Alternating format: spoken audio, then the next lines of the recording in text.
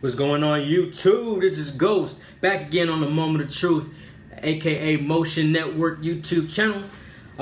Go ahead and hit the like, share, and subscribe button down below if you haven't done so already. I want to say first and foremost that you all are so dope if you're watching this video, and especially if you've subscribed, because we are now sitting at 42 subscribers. Solid number, I feel, for what we've done. And remember, once we hit 100 subscribers, we're going to be doing a giveaway. It's a secret. Won't know till it happens. So go ahead and keep on doing what y'all doing. Second thing, I want to shout out Touche Podcast. I'm going to drop a link in this video. Touche Podcast consists of two sisters, Shay and Shay. And they are from St. Louis. One of the Shays is actually the wife of King Zulu, who does our political videos. So check out their podcast, man. They are hilarious, and they really are pretty raw and real. They have subject matter on pretty much everything. So check them out. I guarantee you're going to want to subscribe to them and see what the next episode has in store. So shout out to Touche and happy birthday, Big Shay. Today I'm going to be talking about the top five pet peeves that us artists have with people in general. I'm doing this list because you watching this video might have done one of these 5 things, and I want to kind of shed a little bit of light on them so that maybe you just think twice the next time you approach an artist. So without further ado, let's get into this top 5 list for you. All right, sitting at number 5, as far as pet peeves that many artists have with other people, is not understanding or valuing the time and effort we put into our craft. This world is nothing. Businesses, companies, all that are nothing without an artist. A lot of pressure is on us, emotionally and mentally, on top of financially, to be able to have the resources. Many times we have to go out and buy our resources and materials before we get paid from you, the person asking us to do what we do. And I think the rest of the things on this list tie into people not valuing or just not understanding how much work it is to create art. I think there's this misconception that art is just this fun thing. It's like a recreational thing that isn't serious and isn't real. It's not real work because it's using the other side of the brain. We get told that a lot in school. People say art's the easy class. Anybody can pass art. It's so disrespectful, to us that really invest everything we have into careers and art and honing in on it. If you think it's easy being an artist, you try doing it full time. You try making all the things that you're paying an artist for, and then get back to us. Right. Sitting at number 4 is impatience. If you just commission me for a portrait, you cannot expect that to get done by tomorrow or 2 days. Even saying a week. I mean, don't try to rush your artists, because we're not copy machines.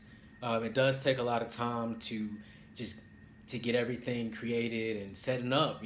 Even the setup part is a lengthy process. And this doesn't only apply to visual art. People who compose music, people who play in bands, you have to give them time. Like I said, it doesn't mean let the artist take forever or never create your work if you've paid for it. But just know that it's not an overnight thing, more than likely. Or if you're like ordering t-shirts and stuff, Amazon has the money and the manpower to get stuff to you in a day. Most artists like myself, we're not Jeff Bezos. We don't have $1 billion to do the same thing. So you do have to be patient. All right, sitting at number 3 is people approaching us for our services, but not knowing what exactly they want. Because what tends to happen is that person will go from this idea to that idea, and I want this color palette. Well, actually, no, I want you to do that color palette. You know what? Let's just do no color at all. Actually, let's just scrap the whole idea. You get what I'm saying? It just becomes a cluster.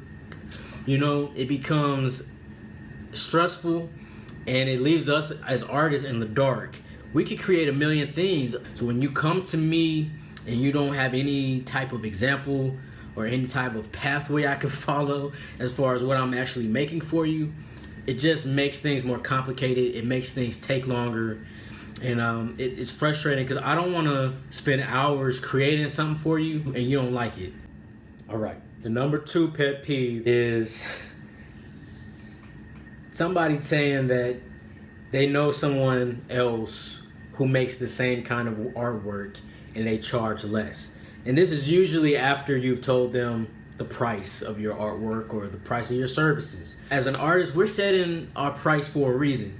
A lot of us, this is our second or third job. This is our other hustle, right? This is another stream of income. So if we got to do all that to put food on the table for our family, we can't afford to be coming down on our price. Right. And the number 1 pet peeve that many artists have with other folks is people asking for a discount or asking for free work. Not only is that annoying, but it's also pretty disrespectful, because you basically kind of saying to that artist, I don't value your work. If you're not willing to pay for it, you don't need to be asking for it. If it's not something you could Google and find on Amazon and you had to ask somebody to specifically make for you, I would think that you would be willing to pay for that, and not just try to cheapskate your way into getting something dope. Because we put a lot of effort and energy to the things we make, and it can take a lot of time and materials. Too many artists don't even they don't get acknowledged or valued until they've been dead for years, decades, centuries. Then their work gets worth something. Don't wait till I'm dead and gone to value me, So those are my top 5. If you got any more, drop it in the comments down below. Make sure you check out the Touche podcast and all the other videos that have dropped on the Motion Network. We're doing our thing. Help us get to 100. I'm done talking. I'll catch you all next week. Peace and love. I'm out.